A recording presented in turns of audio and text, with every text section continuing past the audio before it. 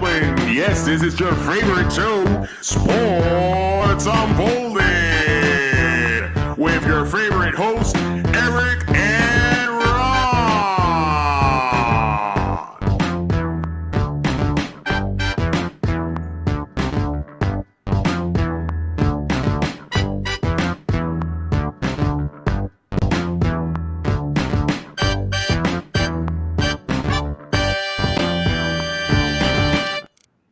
Hey, welcome to Sports Unfolded, Season 3, Episode 36, Bosanova, if you remember that classic song by Levert Casanova, little spin on the word there, love it.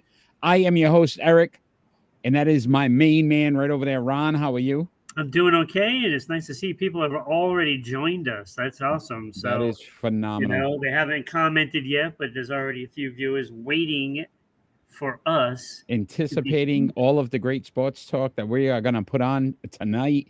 So much to cover. If you're joining us tonight live, please chime in. We'd love to see the comments. We will comment on any topics that you want to when it comes to the sports. My man James on already tonight. Love it, James. Lot going on in the sports world. NFL kickoff last night, Ron. I mean, we've got some basketball, some hockey. We've got a lot to talk about tonight. So, are you ready? Is that the question? That goes without saying. Without saying? How about those Lions, though, right? Yeah. Your boy called it. You did call it. You and Kenny last week both called that. Yeah, they had to call something, I guess. Wow. And he's attacking everybody now. Here we go. It's what I do. The big dog's in the house as well. Big dog in the house. We are ready to go. We are going to start off with our leadoff story tonight, gentlemen. And that is the Cincinnati Bengals. They have inked Joe Burrow to the richest deal in NFL history. This is a good move for the team, Ron. Oh, absolutely. I mean, he's one of the best quarterbacks in the league. And so whenever you have one of the best quarterbacks in the league, as long as you have said player, you have a chance to win a Super Bowl. 5 years, $275 million, $219 million guaranteed. His annual salary will be $55 million a year, making him obviously the highest paid player in the league. Here's where I have a problem with it, Ron.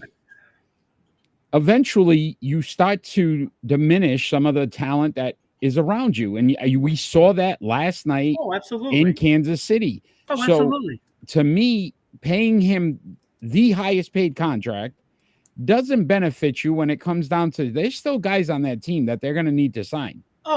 Mainly Jamar Chase. A good thing signing him, yes, but there's always a cost, right? This is what you're saying. This is the things that Brady did that no one's really ever done. You know, you don't see anybody taking less so that way they can make the team better because everybody just wants their money. Yeah. But it's ruining the league. I think it's making teams basically have the opportunity to have a guy for a couple of years. And then, again, like a Jamar Chase now, probably will sign with a team that has a rookie quarterback because it's a rookie deal where the team can afford to pay him $30 million plus a year. Yeah. Because they're not going to be able to do it in Cincinnati. Right. And when you look at all of this, I mean, I put a lot of the blame really squarely on Cleveland for the Watson signing, right? Because what you just dictated was, well, the quarterback has to be the most highest paid player in the league. And now every time somebody's got a new contract up, that's what's happening. And it's happening with receivers. It's happening with defensive players. It's happening with the quarterbacks. And it's really killing the chance of dynasties. Yeah, without a doubt. Dynasties are done. It's over now. You're not going to see it unless you get a kid that comes right. Even, again, last night, Patrick Mahomes, everybody was talking, okay, the Chiefs will be the next dynasty. Again, 1-2 key injuries. We saw what happened, right? Yeah. Listen, you get a key injury, you get a guy out.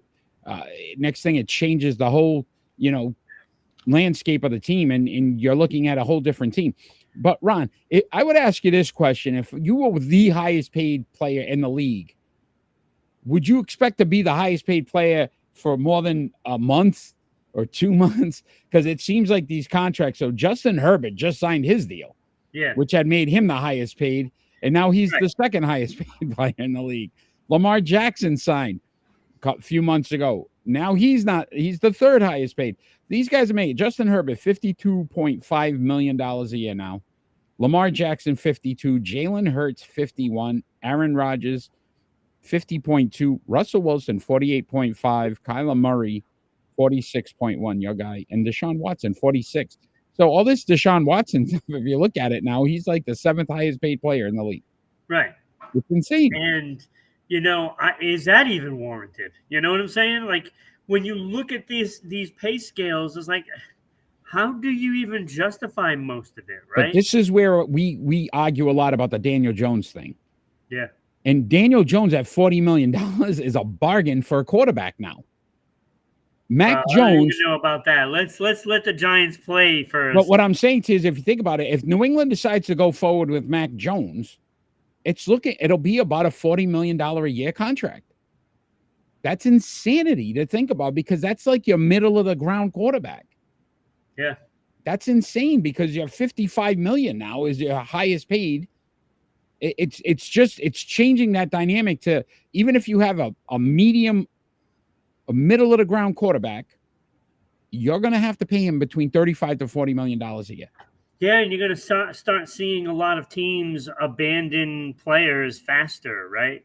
And because you're gonna draft a quarterback. Say you're a scrub team. We'll just pick on Houston, for instance, and you go and draft a quarterback, and say he doesn't pan out. You're not gonna wait on another one, 2 years down the road. You're just going to keep drafting them, and you're going to have to keep replacing them every at the end of each contract. Yeah, so you hope you hit you're on pricing yourself out of it. And that's what's happening there. They're really pricing themselves out of the market in their own game. Yeah, and the scary part is, again, the cap goes up next year and the year after. So I think it's like another 75 million towards the cap. What are these guys going to be making? $100 million? Yeah. Because they're going to be a point where it's $100 million. Yeah. It's not a competitive league anymore, though. You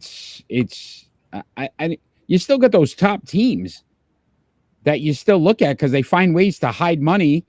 And then basically what happens is a few years down the road, they just fall apart. Tampa Bay's a good example of that. They spent heavy to make sure they won that one championship. Right. And they had a lot of contracts basically kicked down the road, a few years, just so they can benefit from, the Tom Brady end of his career.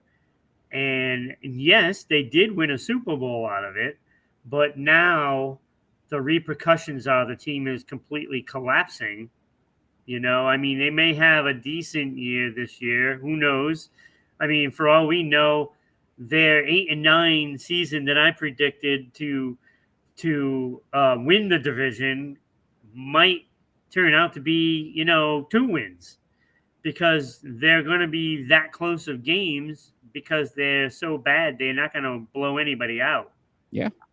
Second highest guaranteed money ever, Joe Burrow, $219.01 million. Obviously followed, he's behind Deshaun Watson's $230 million guaranteed by the Browns a couple years ago. So we'll see how this all pans out. I just feel like it's winner. Like, we predicted them to win it all. They need to do it this year, because they got to pay Jamar Chase, and I'm not sure they can keep him on the team, right, for the amount of money he's going to want. And the more we move on with these contracts, the more important scouting is. If you don't have the best scouts, you're not going to be able to get the best talent. Yeah, your bench is key. Your bench is crucial now. These guys. So we're going to bring up great discussion here, gentlemen. Thanks for chiming in as well. We're going to talk some more contracts, with Nick Bosa now being the highest paid defensive player in the league at $34 million per season. 5 years, $170 million, $122.5 million Wait, I think guaranteed. he's saying in that picture, I got a safe that's this big, Yeah, that's filled with $1,000 bills. money upon money upon money. But does this now make the San Francisco Giants? We're in baseball. I'm in baseball mode. The San Francisco 49ers, the favorites now in the NFC. Well, I don't know about that because they still have that huge question mark over the quarterback position. But that, solidifies my expectations of this team, right? So, I mean, I put them in the top 3, with Philadelphia and Dallas. Yeah. Although we know what happens with Dallas in the playoffs, but yeah, but again, can San Francisco, if you look at Philadelphia's talent, is Nick Bosa enough to make up for that quarterback position? I don't think so either, Ron. I think that no. You're going to have the highest paid defensive player in the league. He's going to create havoc. 18 and a half sacks last year, 51 tackles, 2 forced fumbles. Yep. The man can do a lot for you, but he can't throw the football. No. And I think ultimately that's what's going to set the 49ers back is they're going to end up at some point probably having Sam Darnold as your starting quarterback. And we've seen that movie before, and it didn't end well.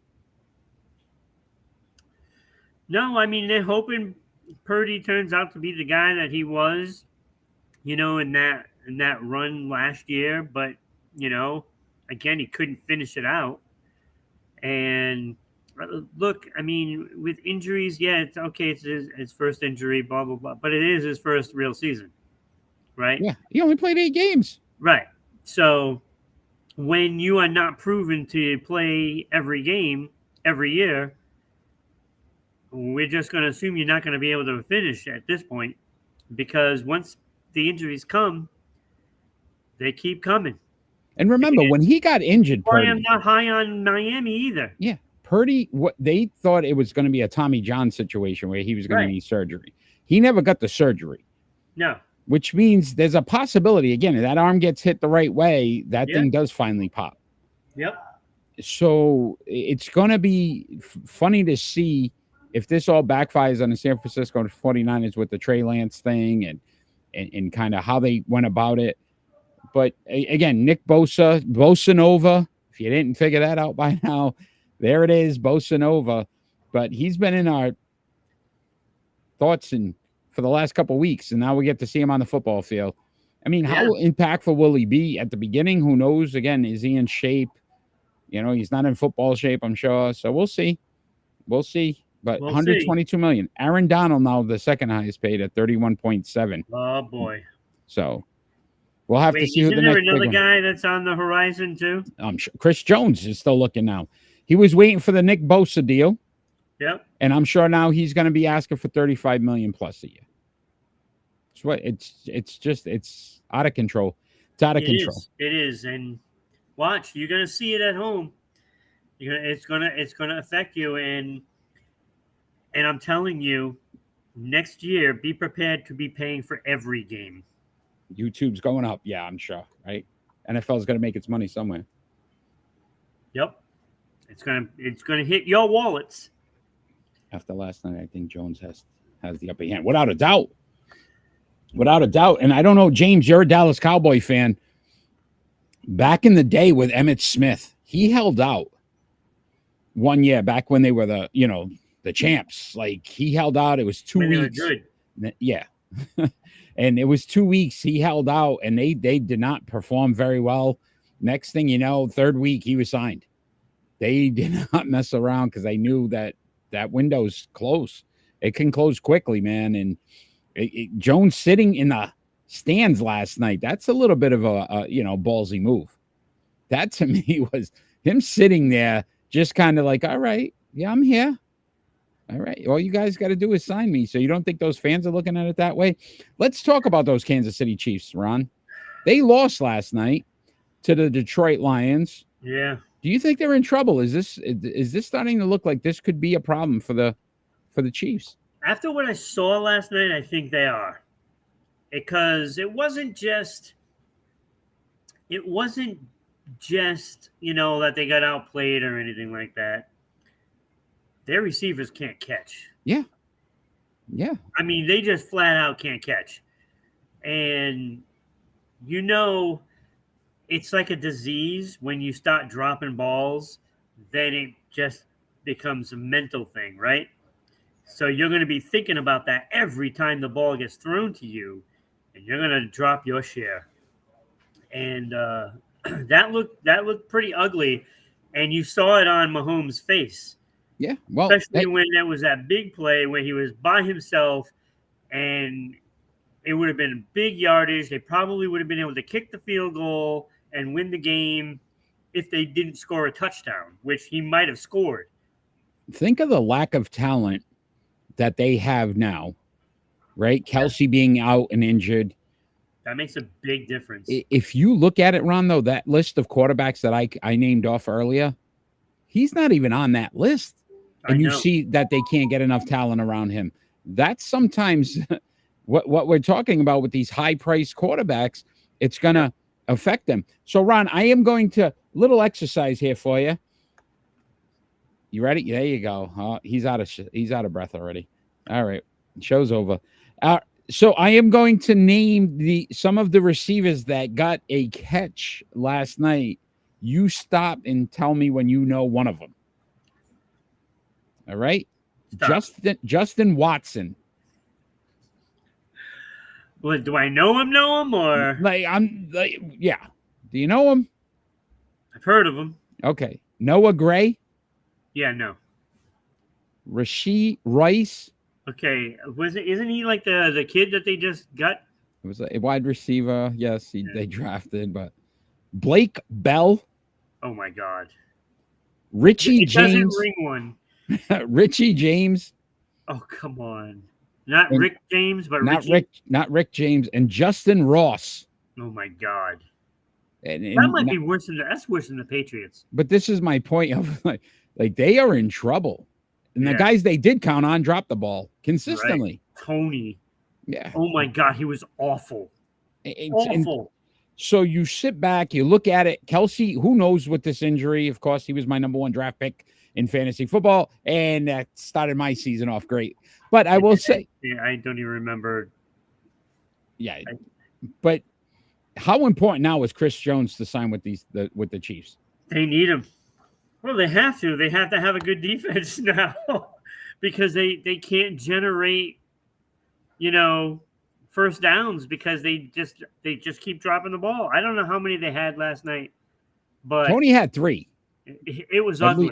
Yeah, and one within 2 minutes, that could have possibly won the game for him. What about this, Ron? Their leading rusher last night, Pacheco. Now it was Patrick Mahomes. Yeah. So not only does he have to try to throw everything, he's going to have to try to run all the time. They are going to get this man killed as well, because again, if they don't come up with some James, right, guys off the street, they need to figure out if they can make a trade, if they can find somebody, because to me, this isn't going to work for them. Maybe the Patriots can trade Juju to him. Back to him. No, Juju's ours now, baby. Live it up. Enjoy life. We got Juju. Can't wait till Sunday. So, Ron, obviously there's more games this weekend and Monday night.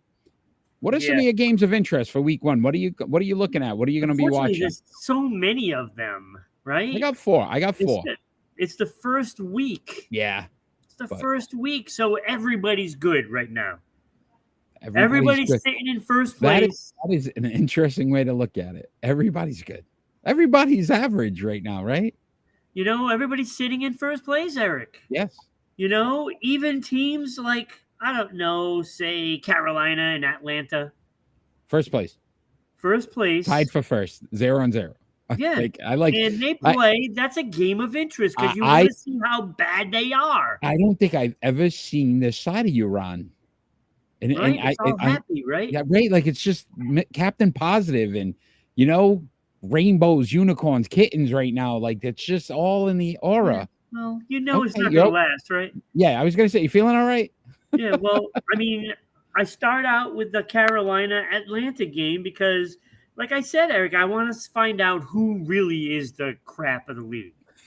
You know, Not the. Now here we go back to the negative. Not Yeah. who's pretty good. Now you who's the know, because crap I of the mean, league? one thing we know, these teams aren't good, That is a fact. but one of them is going to be really bad, really bad. And Oh. my guess is going to be Atlanta. Okay.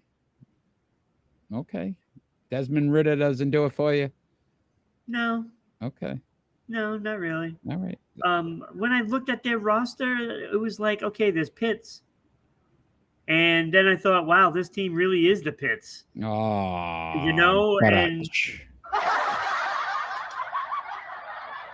no, it's bad. So, I mean, enjoy first place while it lasts. so Atlanta. the game you're going to enjoy is the game where both teams are so bad that you get to see who's worse. Yeah, pretty much. Okay. All right. That's your first one. Yeah, that was my first one. All right. I had and a lot of intrigue here. 49ers at the Steelers. Again, is Brock Purdy for real? A lot of talk about Kenny Pickett and how quickly he's grasped. He's got really good wide receivers against that really good defense. And again, this is like upset alert because most people are picking San Francisco. And I think, you know what I mean? The Steelers could walk away from this with a victory at home. I mean, yeah, I mean, they could. I mean, like, I'm really high on the Pittsburgh Steelers this year. And I actually have them winning this game. Yeah, you know, So- James, don't turn into a Ron. Here he goes. You see, this is why we can't have people chiming in because they turn into you, Ron. Let's see if they can even hang for 2 quarters. I mean, if the Pats can hang, I think they might win 9 games. Look at it. Then he spins it in pot. It's like a Sour Patch Kid, the commercial. Yeah. First he's sour, now he's sweet. Good job, James. Yeah. You know, I did, James, I know you watched, but I think you cut out because I think you fell asleep.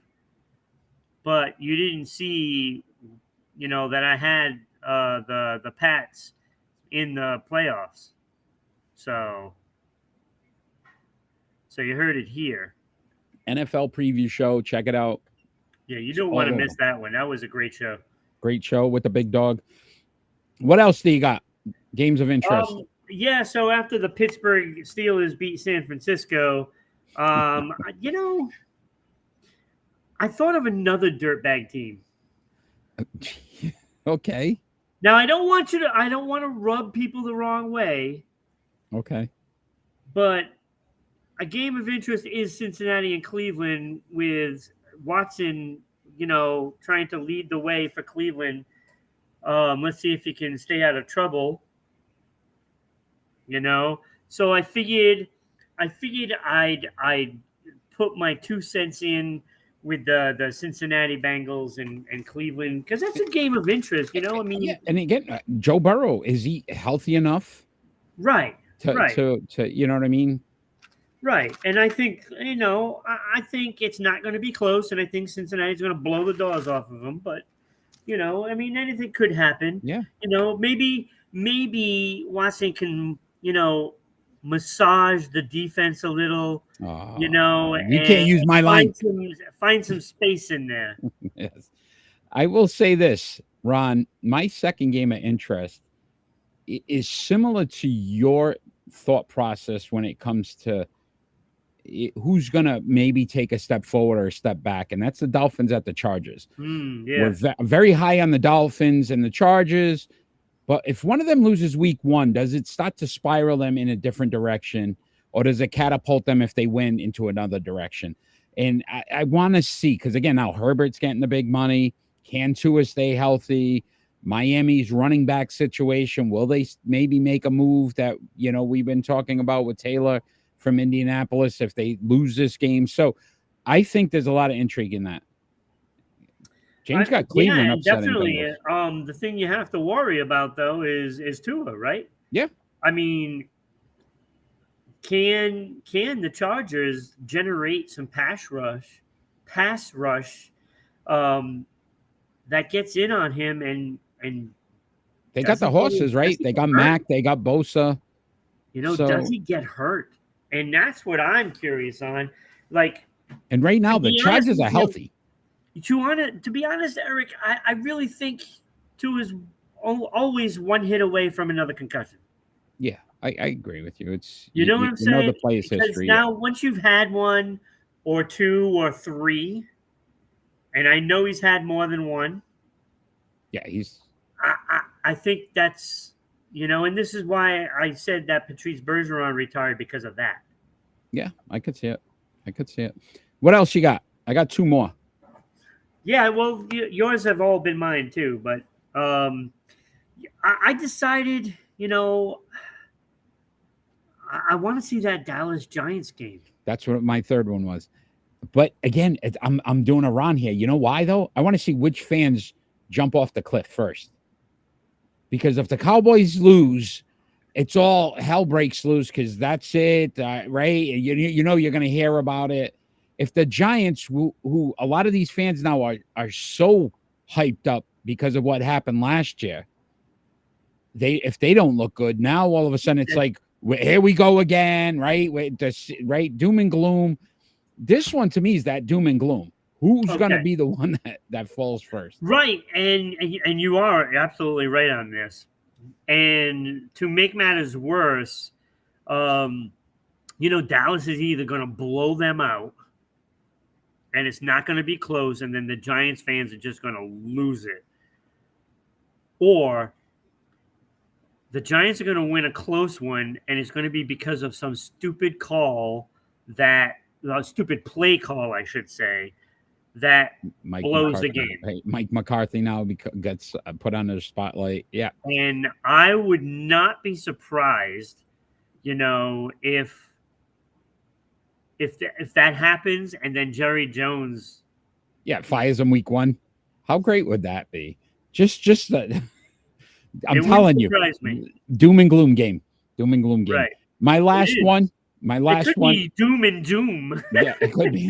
My last one, Bills at Jets. And the reason why is the hype real. Right. Like now, here we go. Okay. Yep. Now you put it on the field, the product on the field for 4 quarters. Yeah. Are you for real, Jets? And if they lose this game, how quickly I want to see that New York media change. Yeah. Oh, absolutely. And, when it really comes down to it, the Jets are the Jets. You expect something to go wrong. And most likely will. Look, the Jets are not winning the Super Bowl this year. I don't think they're good enough. And frankly, I don't think Aaron Rodgers is good enough. I think it could be on the decline. I don't think he's Tom Brady. I don't think you're going to see him till 45. No. All right. You got any other games before we move on to our starting 5? Of course I do. Of course I do. There is, that one down there in Seattle, out there in Coffee Land. The Rams in Seattle, look, Seattle was right there on the doorstep last year, right? Geno Smith, had a miraculous year. Can he be that guy again is the question. You have talent there. You have a great receiver, and a great number 2. Now you're facing, a Super Bowl team from 2 years ago who had a miserable year with injuries and all kinds of things that went wrong. Already, Cooper Kupp's not playing. Right. So that changes them immensely. Right. And this is what I was saying in the preview show. Without Cooper Kupp, they're going nowhere. They're going nowhere. And this is the chance that Seattle needs, right? To open up that season. Because if they lose, then it could be stumbling and, all through the season. Yeah. You don't want to be chasing San Francisco. No, you don't. Right? If you got a chance to put the Rams down while they kick them while they're down, do it. Because if you lose this game, again, I'm chasing San Francisco for that. And that's why this one's intriguing to me because I can see that. During the preview show, I said, well, if Rams can't do it, it'll be Seattle flip-flopped with them. Yeah. and that's what I'm still staying with that. You know, and Cooper Kupp is the driving force behind this, and he's already going to be out for this one. So I'm looking for Seattle to win this game and take control. Awesome. Good stuff. Good stuff. You ready for the starting five? Oh, yes. All right. We got a little picture for it, too, with the sound now. We're trying to, Sports Unfold, continue to grow. Starting five, my friend.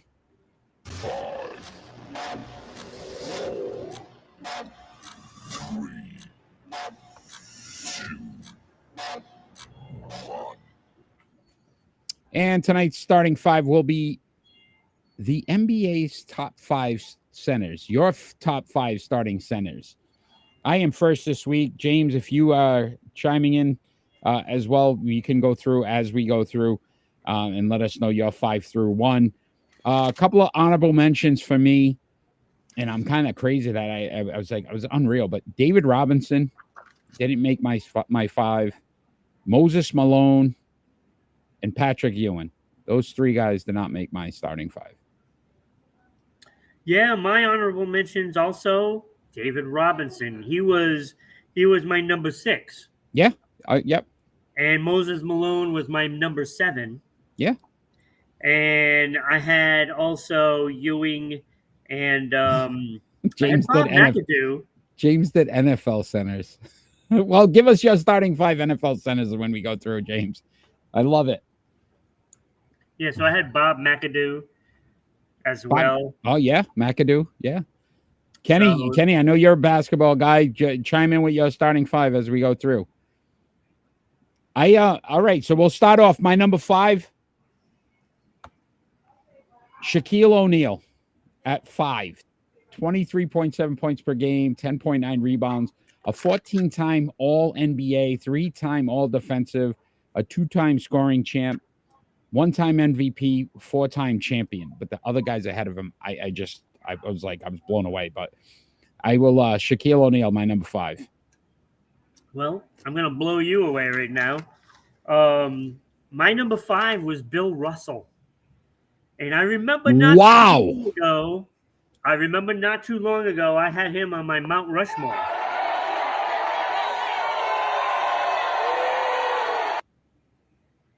It's okay.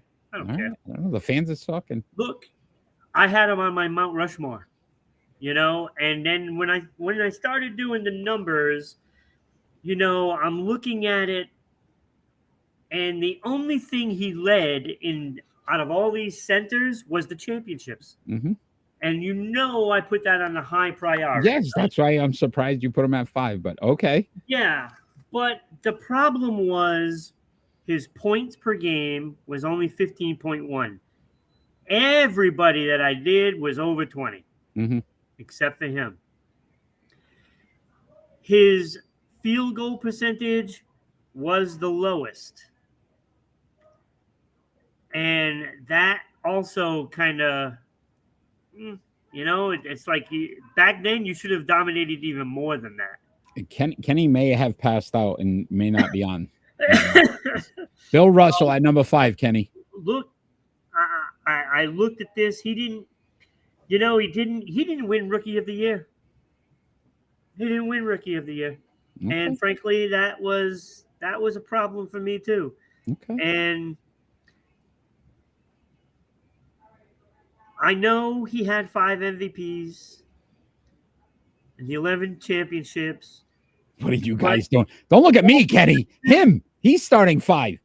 Not my starting 5. All defensive. He was only 1 time all defensive. 1 time. You know, to me, like, it just wasn't enough. He never led the league in scoring. You know, it's just a lot of these little things, and frankly, he wasn't an MVP. He wasn't the Finals MVP ever. Okay. So I have 5, Shaq, 5, Bill Russell. I think we know who's going to win this starting 5 tonight. All right, at 4, Ron, Hakeem Olajuwon, the dream. And I think I read a stat, like he was the only player to ever win like the MVP, the Finals MVP, and Defensive Player of the Year in the same year. Like he just dominated. 12-time All NBA, 9-time All Defensive. He did win an MVP, a 3-time block champ, 3-time rebounding champ, 2-time NBA champ. I mean, the man not only offensively could do it, but defensively as well. Yeah. No, you're right. And that's why I had him at number 4 as well. You know, those 9 all defensive. Let's put that into perspective against Bill Russell, who didn't have any. You know, he had 1 year where he's all defensive, right? With one eye. Only one. He had 9. He dominated on defense, and a big man should be able to do both in my book. Yeah. Look, I love Bill Russell. You know this, but when I looked at all the numbers across the board with the same position, you know, he didn't compare to Hakeem Olajuwon, and you know, not to mention Defensive Player of the Year twice. So Hakeem was number 4 for me. All right. At 3, I had Bill Russell, and I will agree with you on the points, but then I also want to mention 22.5 rebounds per game for his career, Yes. which was the second best on this list. Right. 5 MVPs and, I don't know, 11 rings, which you can't fit on all your fingers. So I know you can't. I was going to put that ahead You have of. one on your baby toe. That's it. So I went with my man, Bill Russell, at 3. Okay. And here's where these numbers blew my mind. This guy's numbers absolutely blew my mind, and I couldn't believe when I was looking at the numbers and how he matched up to, you know, all those centers that I did. I did a list of like 20 centers. And he led in field goal percentage. He led in, you know, nothing else. But what he did do, 23.7 points, 10.9 boards, 52% from the free throw line, which is hideous, right? But 15 All-Stars, 14 All-NBA, which was second to Kareem. 2-time scoring leader, 4-time NBA champ, which that's pretty damn good in the age that he played in, right? Especially when you have to play against Jordan half your career. 11. Wait, where is it? 4-time champ. Okay, 3-time All Defensive, Rookie of the Year, 3 Finals MVP, and that is clutch right there. When you talk about guys that show up for a finals, I agree. He's the guy, right? Yeah. Yep. And of course, an MVP. And I put Shaquille O'Neal there. Okay. I put 3. Shaq. Okay. Number 3. So far we just flip-flop Bill Russell, Shaq. Okay. Yeah. I think we're going to be the same on this list, but we could be wrong. At 2, I had to, most points per game of all the centers. Right. Most rebounds per game of all the centers. Will Chamberlain, 30.1 points per game, 22.9 rebounds, 4.4 assists, which led all the centers on this list. Right. Like, the man was just, again, a dominant force. The issue becomes the 2 championships. I knocked him back to 2 because of that. This man had won 4 or 5. The way he dominated, I would have probably had him at number 1, but I had to put him at number 2, Wilt Chamberlain. Yeah, I did as well. And to me, number 1 and 2 were easy. Well, easy to put those 2 on the top, I should say. Yeah. You know, and then it was everybody. Then it was like a group of like 5, and then there was like everybody else. And those don't matter. Yeah. But Wilt led in points, rebounds, and assists out of all the centers. He also led in scoring, like the scoring leaders. Yeah. Rebounds. He led the league in rebounds 11 times. That's crazy. It's insane to think about. Right? Just pure dominance. You know, it's like when you lead in 5 major categories, I mean, it's Yeah, hard to and- put and- something and- else ahead, right? And I want to shut down all the people that are like, oh, they were playing plumbers and all these stupid comments that they made. It don't. If you dominate, you dominate. Yeah. I don't. It just shows you're such a degree ahead of everybody else on Right. that's ever playing. It has nothing to do with what the competition is. And let's face it, Wilt and Russell played in the same era. Yeah, and he still dominated. Right. He dominated, even though Russell got all the championships, but Wilt dominated. I mean, Yeah. he was just that good. And when you look at those players that did it, it was Wilt, Shaq, Hakeem, Russell, and then the guy that we're going to mention next. Number one. And number one. Kareem Abdul-Jabbar. Exactly. 24.6 points per game, 6-time MVP, 6-time champion, 1,560 games, Ron. Yeah. I did want to give you a do you know? So we haven't done that in a while. Do you know which center has played the most games in NBA history? Kenny, if you're out there, you want to guess, or James, you want to guess as well? Was it George Mikan? No. It's going to blow your mind. We don't care about Bill NBA Laimbeer. stats. We care about those other stats. LOL. Bill Laimbeer was not the answer as well. Anybody know? Grabbing about? Before most games played in NBA history by a center. Who was it? Wait, Robert Parrish looked like he played forever. The Chief, baby. You got it. Robert Parrish, 1,611 games. Number 2, Kareem Abdul-Jabbar at 15. Yeah, because I remember Robert Parrish in his later years. Playing with It was the like Bulls his face and- would never smile. He'd Yeah. be I think the Bulls. He played for the Hornets. He played for a lot of different teams after. the Chief, man. The Chief. But that's our starting 5. Not bad. Yeah. Not bad. I was a little surprised with the Bill Russell thing. Yeah, I looked at it and it's like, man, I love championships. I Golden love State. He championships. started with Golden State, right, Kenny? You know, and it's like when I started looking at it, it's like he's not at the top of almost anything. Yeah. No, it's tough. I mean, he did big in MVPs, And but frankly, in championships, Shaq's obviously. numbers surprised me, even though I thought he dominated whenever he was in the league. Yeah. You know, And in the years that Shaq dominated, he dominated. oh my God, there was nobody that could touch him. Yeah. So, No one. well, great list. That was a If fun anybody wants to suggest, I don't know if I could do NFL centers. No. That's so fun. No. Anybody hell? have you got something, Ron, maybe for next week starting 5? Well, I think maybe we should do, like, I don't know, something from a country. Okay. What Like, I don't know, like Wanna- Canadian-born something.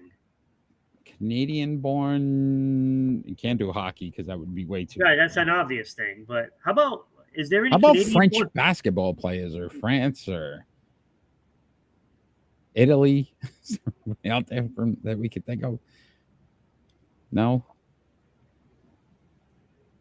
American born hockey players? No. How about Dominican-born baseball players? The Dominicans dominate though, but we could do it. You want to do the best Dominican baseball player? Yeah, why not? All right. Next week, you're starting 5 best Hey, Dominican. where's Julio Urias from?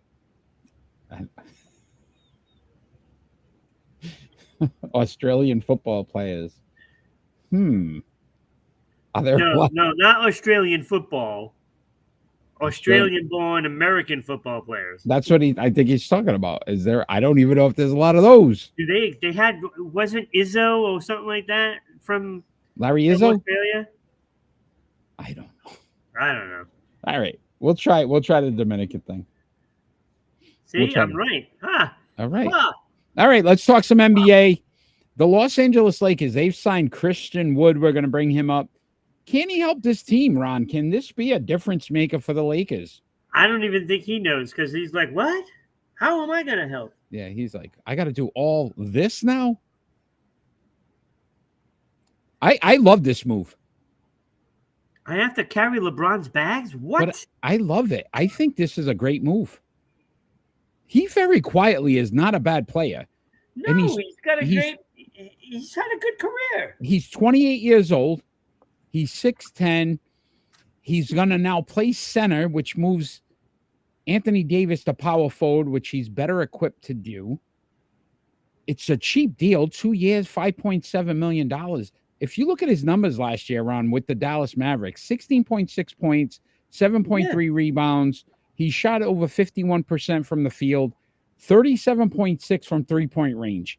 The Lakers as a team shot 34%. Right. So if you're looking at it, he adds some outside shooting.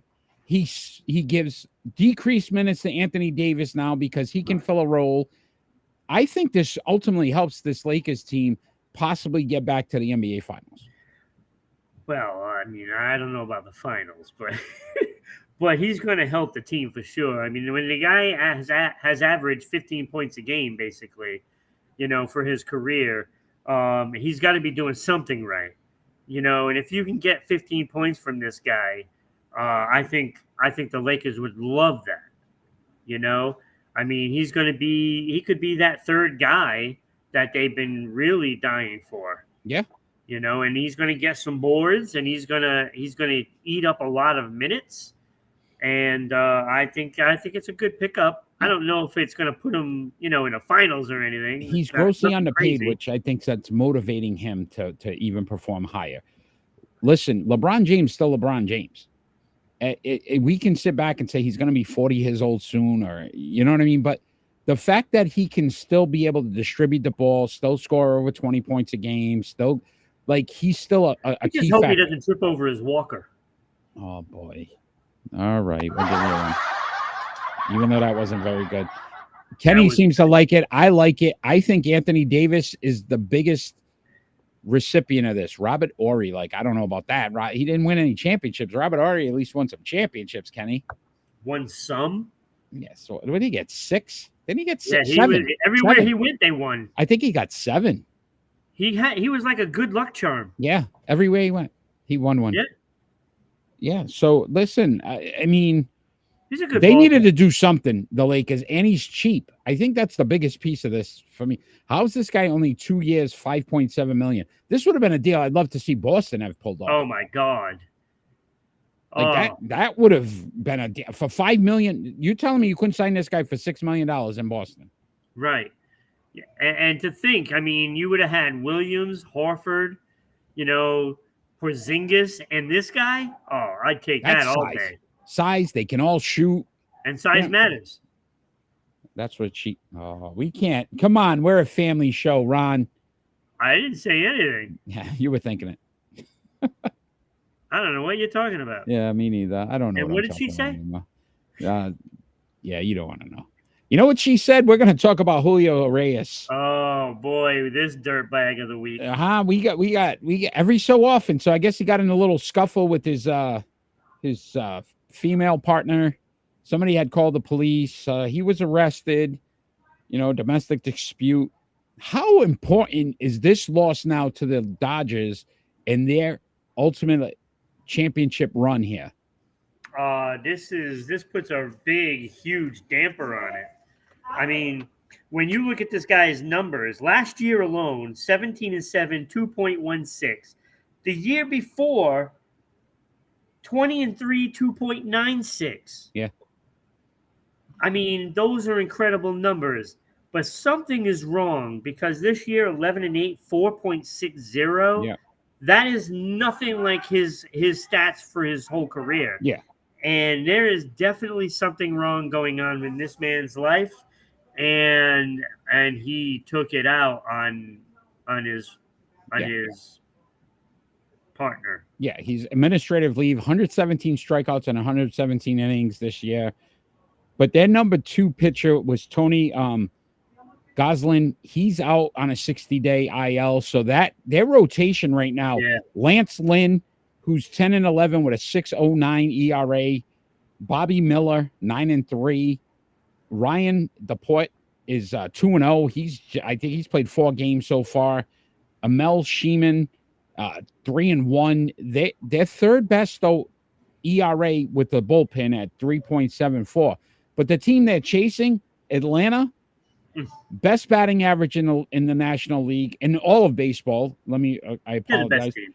275 batting average, most home runs by a team at 270, and their bullpen is 353, which leads Major League Baseball. Yeah. So Right now they don't compare. yeah, and they needed this guy to be in that rotation in the playoffs. Because now you got Kershaw, who again we know any given moment he's another guy that can be out. And this is the problem every year. The pitchers can't stay healthy on the Dodgers, and that is what ultimately seals their fate, right? I mean, this is what happens. And I look at that Atlanta team, and there are no holes. Acuna is playing like another world right now. Yeah, What is it, great. Olsen? Whatever his name Matt is. Olson. It's just, I mean, he's got 47 home runs. Yeah. That was Freddie Freeman's replacement. So it was like an upgrade, which is crazy to think about. Can you believe that one? Like, who would have thought that? Yeah. But when you look at it, that lineup is so good. When you put a above average hitter there who has power, their numbers are going to go through the roof, and that's what happened. The Atlanta Braves. Both of them so smart for what they did. They let Freddie Freeman go. Everybody questioned it, and look what happened. Yeah. No, listen, I think that the Dodgers now are in a deep situation that they might not be able to dodge the bullet. Yeah, they may be knocked out in the first round. Nope, not gonna do it. I knew where you were going with that. We're not doing that, Ron. We're not doing it. Hey, Ron, our new favorite segment is it's time for the split decision. For the winner by split decision. So this segment, basically, we go more likely. So, and we've got to decide. We got to make a decision on what's more likely. I am first this week. I will start us off. Ron, my first split decision. More likely, the New York Jets make the Super Bowl or the New England Patriots make the playoffs. New England Patriots make the playoffs. Yeah, you already picked the Patriots. I already picked them to make the playoffs. So you're giving the Jets no shot to make the Super Bowl? No. None. Okay. Interesting. Even with all the hype, even with the Aaron Rodgers train. Okay. All the hype and none of the line. Okay. All right. Patriots make the playoffs, more likely. Okay. Yep. All right. What do you got? All right. Where is it? Is it more likely that Kyle Schwarber hits 50 home runs? He's got 41. Or 200 strikeouts. He's got 177. What is more likely? Strikeouts. So you don't think he's going to get 9 strikeouts before 20? I mean, 9 home runs. I will say this: it's a strikeout league, and most of these guys are trying to hit bombs, so they tend to strike out more than they do hit home runs.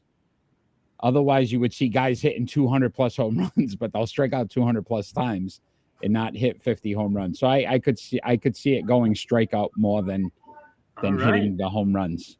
All right, that's good. Kyle Schwarber, what a big loss by the Sox. That was a big mistake. Oh my God. And James got the Pats more likely to make the playoffs than the Jets go to Super Bowl as well. Kyle Schwarber, more likely to hit 50 or strike out 200 times, if you guys want to chime in on that as well. My second, Ron, what is more likely? LeBron James retires after the season or the Lakers make it to the finals? LeBron James retires.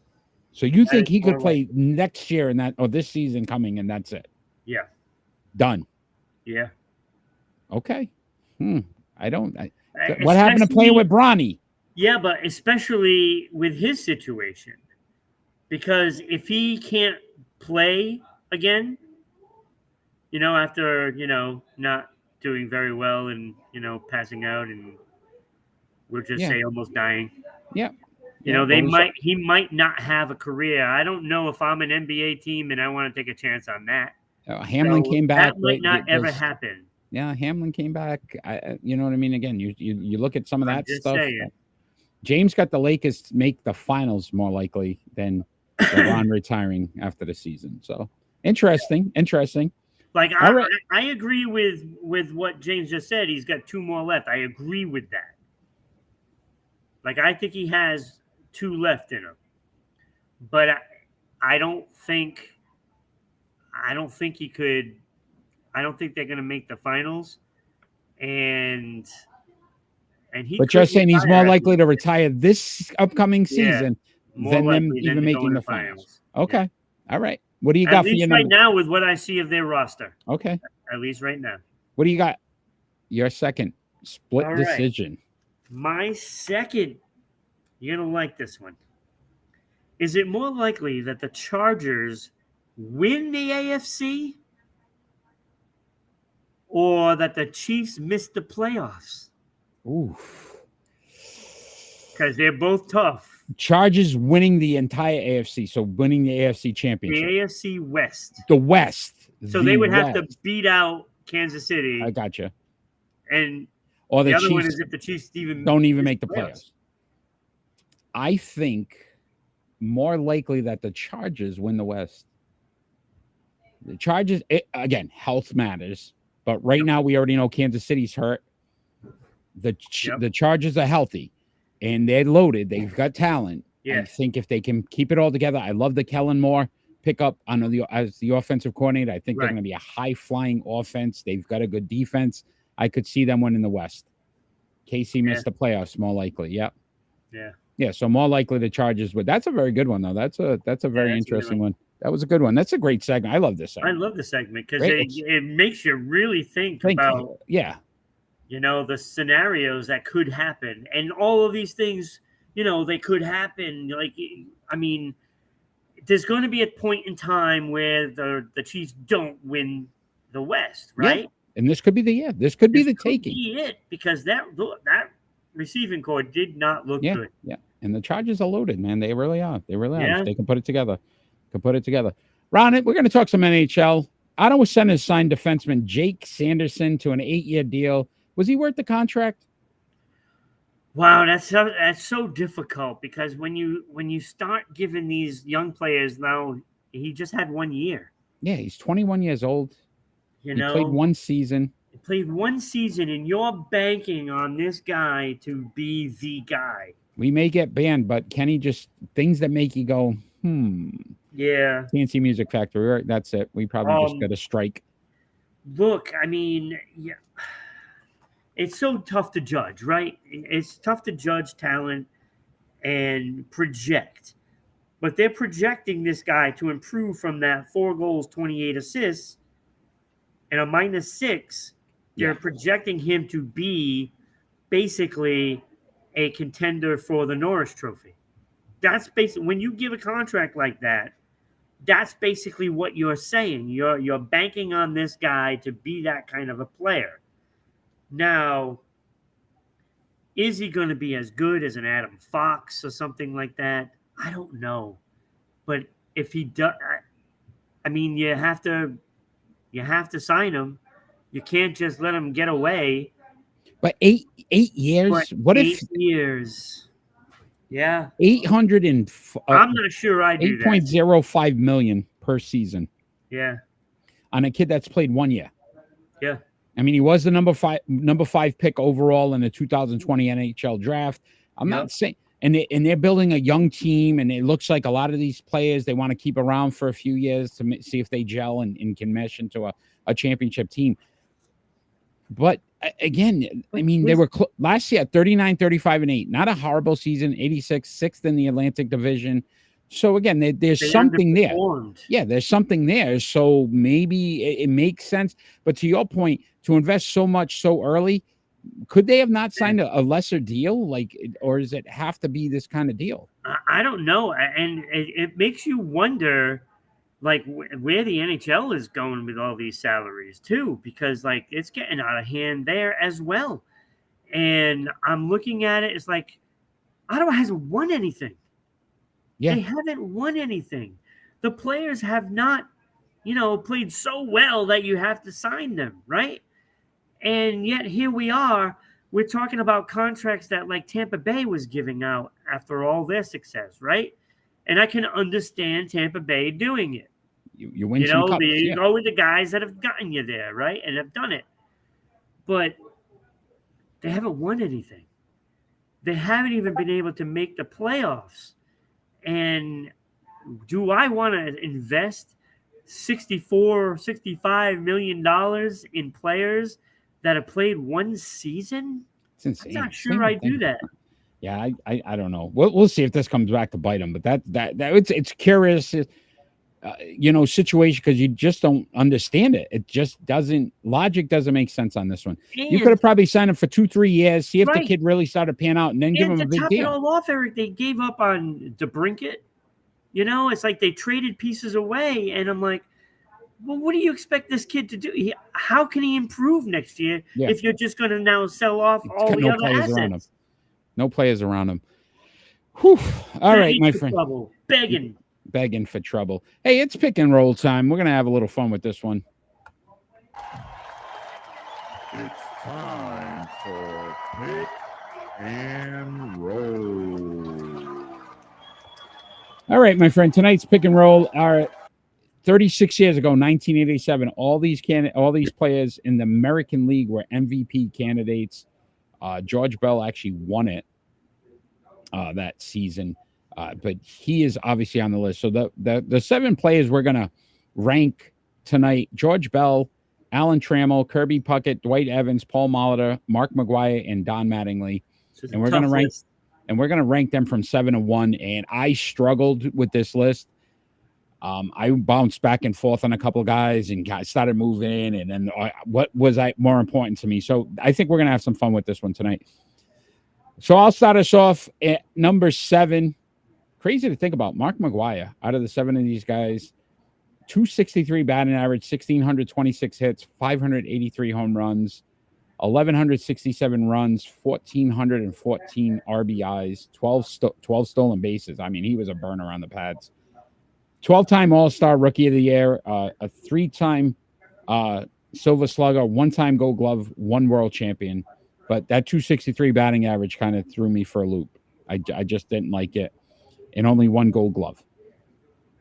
At 6, the winner of the MVP that year, I went with George Bell. And a 278 batting average, 1,702 hits, 265 home runs, 814 runs, 1,002 RBIs, 67 stolen bases, 3-time All-Star, 3 Silver Sluggers, 1 Major League Baseball Player of the Year, 1 MVP, obviously that year.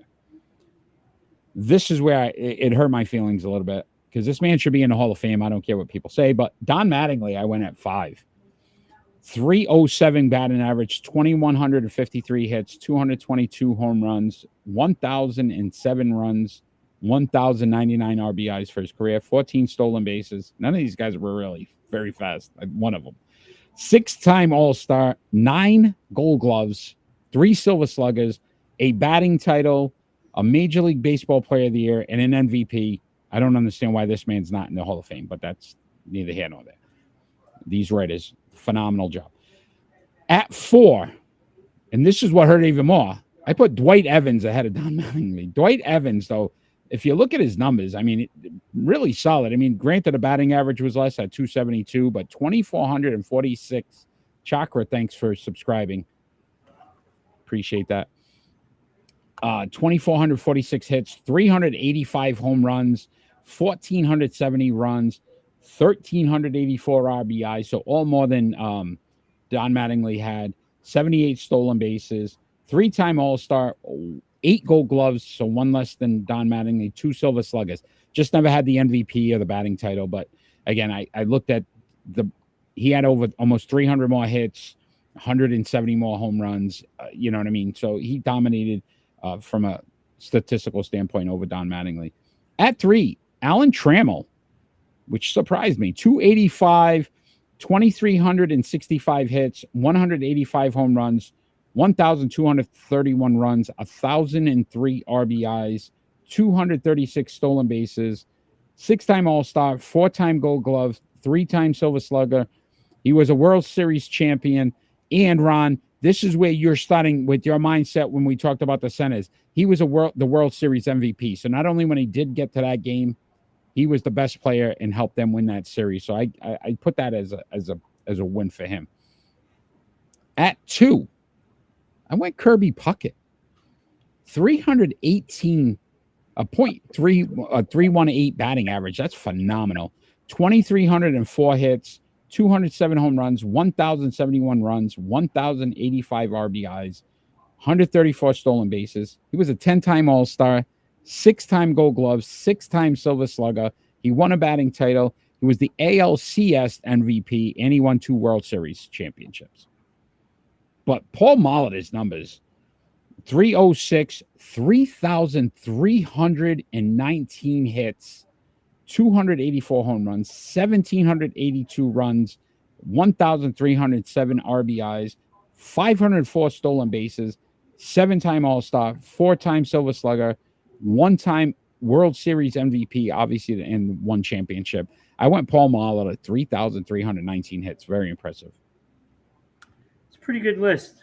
And I can see ours are kind of like mixed up in there in that middle section because there was a lot of guys that could have flip-flopped in there. And I want to point out Don Mattingly, Dwight Evans, Alan Trammell were those guys that you could just flip-flop. Absolutely. That's what I said. You could actually make a case for any one of them to be higher or lower in that order. Agreed. So I actually put George Bell at number 7. Wow, the guy that won it. The guy that won it, I put him at number 7. That's funny. Because, frankly, I don't think any of his numbers were all that spectacular. I mean, 270 batting average, pretty good. 265 home runs, pretty good. Only 1,700 hits. Yeah. And he was good for a few years. But I don't know. They're just like those. None of those numbers really wow me. So I put him at number 7. And it was tough because I really wanted to put Mark McGwire last. I know how you feel about McGwire. Because, I mean, he's a steroid guy. But, and I know you hated to see that 263 number, but if you're going to bat 263 and put 583 home runs on the board. When you did hit. You take it, right? Yeah. But I don't like the way he did it. Yeah, I gotcha. And that's why he's at number 6. He might have been a little higher, maybe. I'm not sure. Because most of these other guys are so good defensively that it's almost impossible to put them ahead of anybody else. Agreed. Number 5, I put Alan Trammell. I know you had him at number 3. That's why I say 3, 4, 5 could have been flip-flop. Yeah. But I look at it, Alan Trammell had less hits than Don Mattingly and Dwight Evans. His batting average was right smack in the middle of both, and 1,200 runs, 1,000 RBIs. Those are great numbers. Look, I love Alan Trammell as a player. Always did. And, he had that World Series. But it just wasn't enough. And I put Don Mattingly at number 4, and you should be ashamed of yourself as a Yankee fan. I know, buddy. I know. It hurt me. It stung. It stung a little bit. I actually like Don Mattingly as a baseball player. Again, I don't like too many Yankees in history. He was one that he didn't have a problem with. I always felt that he was overrated at one point, but when you look at the numbers, 307 batting average doesn't lie, okay? And those 9 Gold Gloves don't lie, mm-hmm. And when you start looking at that, like he was a leader on this team, and I just got a newfound respect after looking at these numbers, comparing them to who is my favorite player of all time, Dwight Evans. And yes, I'm not. I'd like it's like that in hockey too. My favorite player was Terry O'Reilly. Nothing great, right? Just a tough guy. But Dwight Evans just did his job so consistently, game in, game out. Played a hell of a right field that is not easy to play in Fenway Park, by the way. Mm-hmm. And he was just solid. And there's one stat that has never come up in anybody's conversation about the 80s. Do you know that Dwight Evans is the all-time leader in the 1980s for total bases. Wow. There's a stat, huh? Right? Like, and you look at Dwight Evans, I circle all the ones that lead in each category. Doesn't lead in any of these categories. None of them. But all he did is put up 2,400 hits. Second on the list.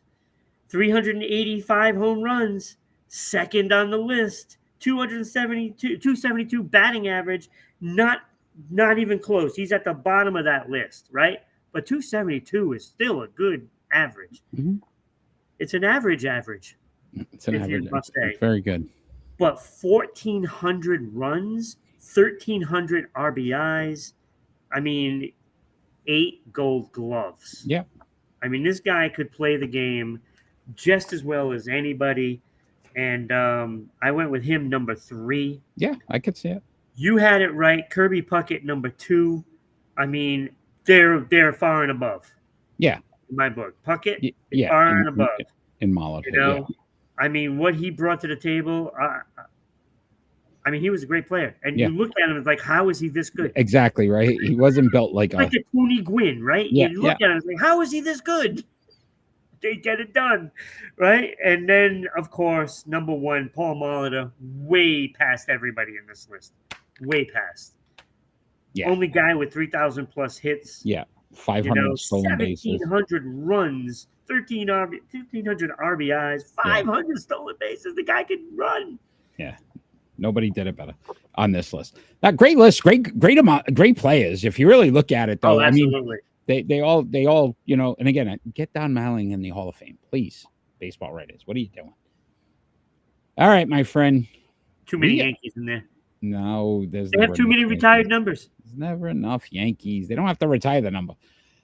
It's prediction time, and let's look at last week's performance. James, Kenny, if you're still on. We're going to hide those numbers right there. 3 and 4 for the 3 of us. Kenny didn't do the NASCAR, but you guys did pick the NASCAR winner last week, so great job.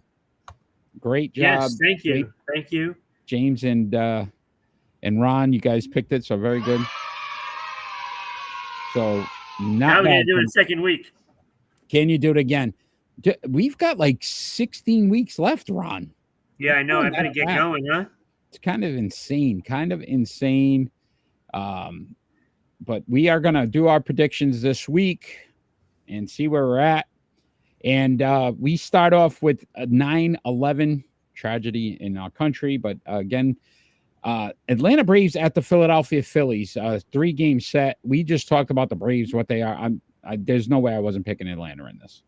Yeah, I wasn't going against them. Look, they win 2 out of every 3 games. So here we are going against the Phillies. They win 2 out of 3 games.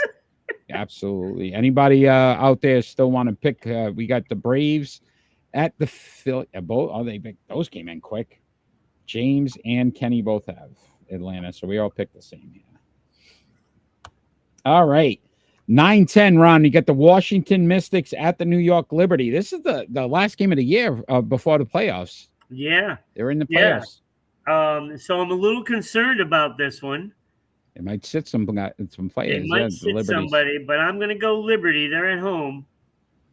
Yeah, I think I agreed with you there. I didn't even think about that factor, but I went Liberty. Chakra went Braves as well. Chakra and chiming in. Good job. Thank you, Chakra. Oh, and Chakra, thank you so much for that resubscribing. Everybody should get out there and subscribe as well. Kenny went Mystic. James and Chakra went. He's been a loyal fan for the whole way. The whole way. Absolutely, Chakra. Thank you so much for that. Follow him on Twitch. If you're on Twitch, Chakra_power. We play some great games. Video games, yeah, ton of video games. Kenny and James, you guys have been awesome as well. Thank you. All right. Guess what, Ron? We've got some football picks here. NFL football kickoff Sunday, 9-10. We got the Philadelphia Eagles at the New England Patriots. I think every pick last year, I didn't pick the Patriots. And I'm going to continue to trend. I went Philadelphia here. Oh, I went Philadelphia too. I'm actually frightened of this game. because they're gonna be able to expose everything that the Patriots are weak in. Look, Patriots don't have an offensive line, right? That we know of. What do they do best? Pass rush. Sack, Yep. right? Yep. Led the league in sacks last year, correct? Yes. 70, if I'm not mistaken. Yes, sir. Yes. I'm scared. I fear for Mac. Poor Mac. Chakra, you got a guess here? Philadelphia Eagles at the New England Patriots. James went Eagles. Kenny went Pats. He's staying with his Homer. Homer. Oh, Patriot. Look at Chakra. Okay. All right. Ron. I hope I'm wrong. 9-10 Sunday night game. Dallas Cowboys at the New York Giants. Okay. Look, I said it was a fluke last year for the Giants, right? So I'm going Dallas, and I'm going Dallas big. Big win. Big. Lots of points. Okay. All right. I don't know about lots of points, but I'm definitely going Dallas.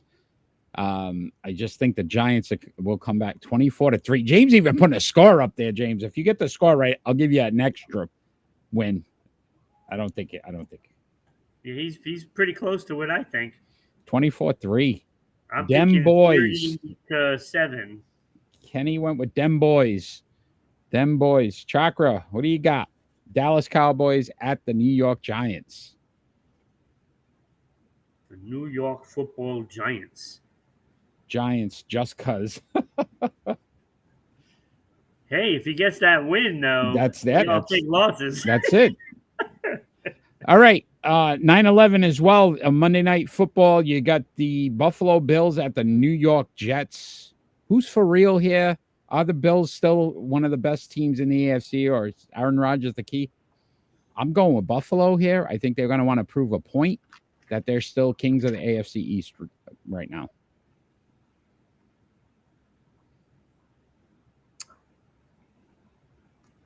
I went Buffalo as well. I just think they're better. Oh, James went Jets. I just think the Jets just need time. Yeah, they got a gel. They don't know what they got yet, so I don't think they're going to come out and be able to win this game. I think it's going to take a couple of weeks to gel. And after this game, they can go back to the drawing board and they can take a look at what they need to improve on. And then they'll go out there next week, against who are they playing next week, Eric? The Giants, aren't they? No, they're playing the Dallas Cowboys. Dallas, and then they'll lose to the Dallas Cowboys too. All right, we'll see. All right, September 10th, we got the Hollywood Casino 400. That's Kansas Speedway. We need to pick a top 5 driver. Obviously, you and James last week picked the winner. Very nice. So I'm trying to get my second winner in a row. All right. Never been done. Never been done. Who do you got? I'm going Denny Hamlin. Denny Hamlin, one of the better drivers this year. I believe he's had 12 top 10 finishes and I believe 9 top 5. Okay. So I'm going with those numbers, and I like those numbers, and I think he's going to get in there again. Yeah, I picked the guy that finishes in the top 5 pretty consistently in Kansas, and that was Kevin Harvick. I went Kevin Harvick. Chase Elliott. All right, we'll see if one of you guys can get back-to-back wins here. And then we got some college football, Ron. September 9th, you got the number 11. Why are we not doing Nebraska at Colorado?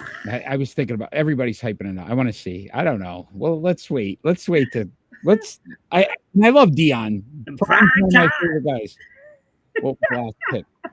Last pick will be unless Chakra, you do NASCAR. If you have a NASCAR, I'd pick Colorado. Do you want to do it? We can do it. Nebraska at Colorado. We'll throw it in there. Oh, well, that's everybody's going to take Colorado. They're going to score like 60 points. At Colorado. All right. James has Colorado. I think they're number 22 Colorado right now. Number 22, Colorado. Ron, do you have After beating a top 10? Oh, they were 15th? Was it? Maybe they were 15th. I don't remember. Yeah, they were, I think, 11th. TC, Whatever. They were. It's a joke. I think they were ranked high. I'm going Colorado as well. Yeah. I think we're all going Colorado. WY. I don't know what that is. Colorado, Chakra. I think he's asking, why are we doing this game? Why?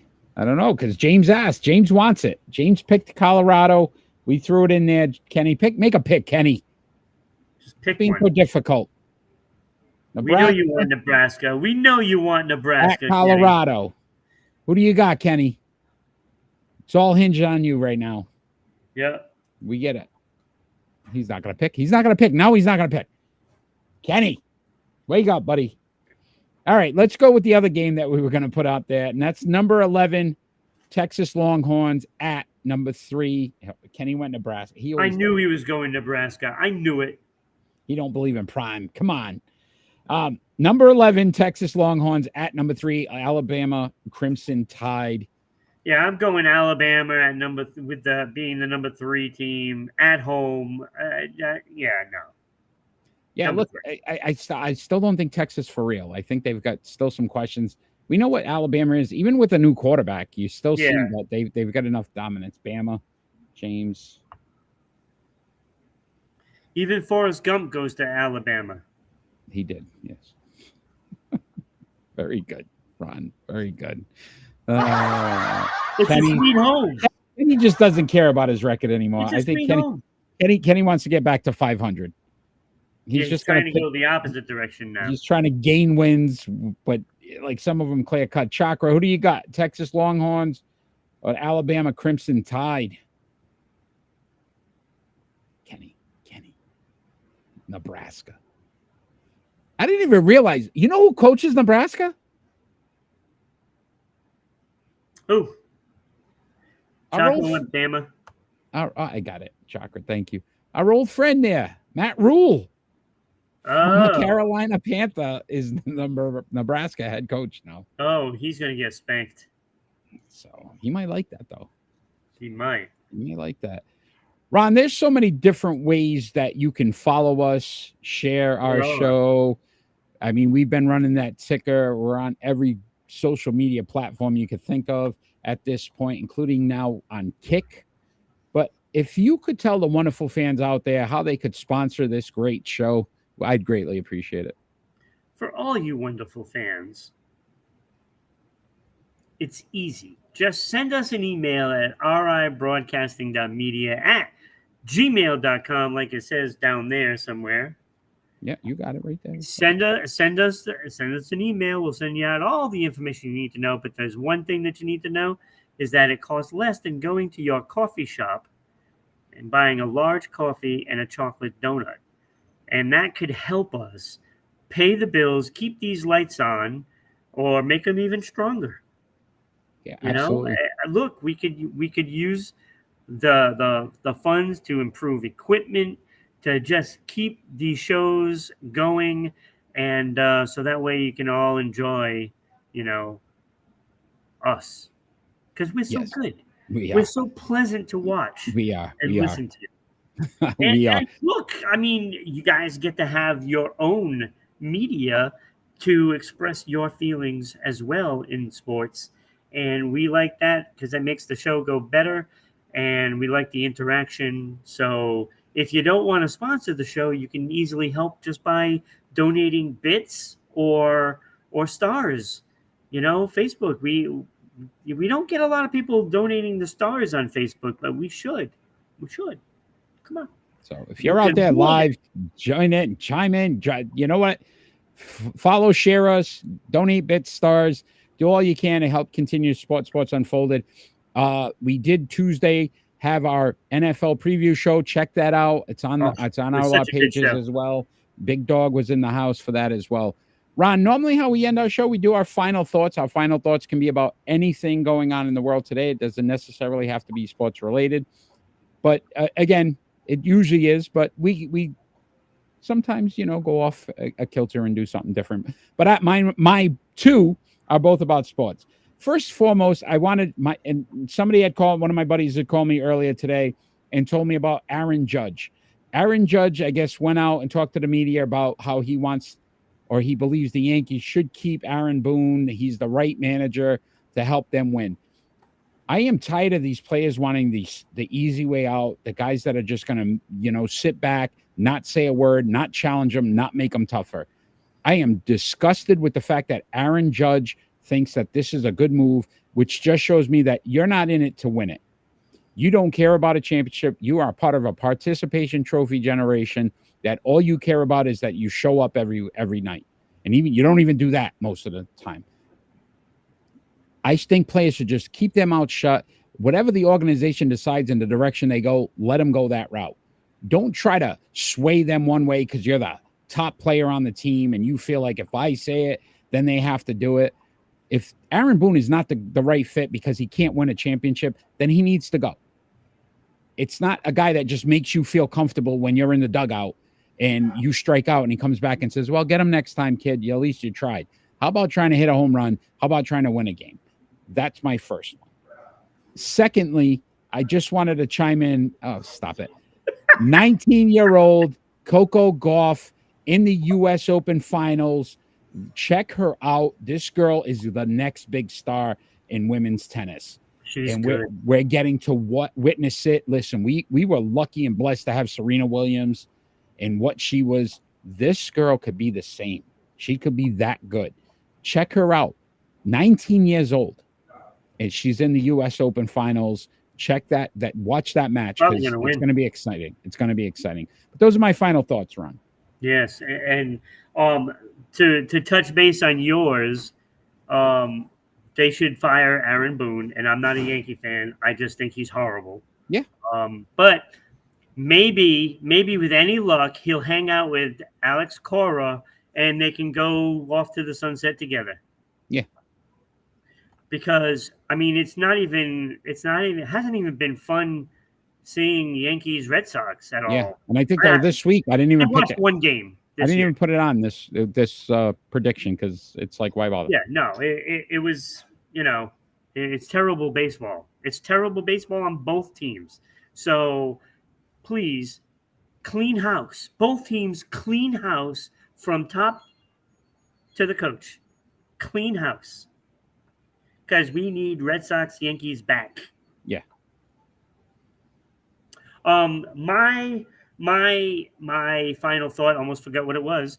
My final thought is this whole situation with Julio Urias. Really, this is the second time, right? Second time arrested for this crap. This guy should never be allowed back in baseball. Because there is no room for somebody that's going to be such a coward and do this to anyone, let alone just a female, right? I would love to see this guy do that to say, I don't know, somebody on the Dodgers team, maybe like a Mookie Betts. I'd love to see him try to pull that with a Mookie, or anybody on the team because he wouldn't last very long. But you're a coward for doing what you did in a stadium, with all these people watching. So you have to put on a big show and beat on a female, which is just nothing short of a scumbag. Our dirtbag of the week, of course. There's always plenty of those, but yeah, I don't like you. And I hope you rot somewhere in a ditch, to be honest with you. But, you'll get what's coming, I'm sure. Yeah. Baseball will take care of it, I think. Yeah, and we saw that Trevor Bauer, I mean, he's done in Major League Baseball. So we'll see if it goes the same route. But great final thoughts, my friend. I appreciate your time tonight. Everybody that joined us live, Chakra, James, Kenny, you guys were amazing tonight. Thank you so much for the participation. We love it. Next week's show, little surprise, Eric will not be here, but the big dog will be filling in next week for me on Sports Info because we don't. Wait, is he hosting? You're hosting. I don't think he's hosting. Great. Thank you, James. Maybe throw a 3-pot. You get James on it. But let's have some fun next week, guys. I'll be watching. I make sure these eyes will still be watching. So you guys behave next week. Enjoy the show next week without me. And Ron, I'll see you in 2 weeks. Maybe I'll take some time off. What the hell? You need to. When is my vacation? All we ever ask for every single week is peace on earth. All right. Have a great night, everybody.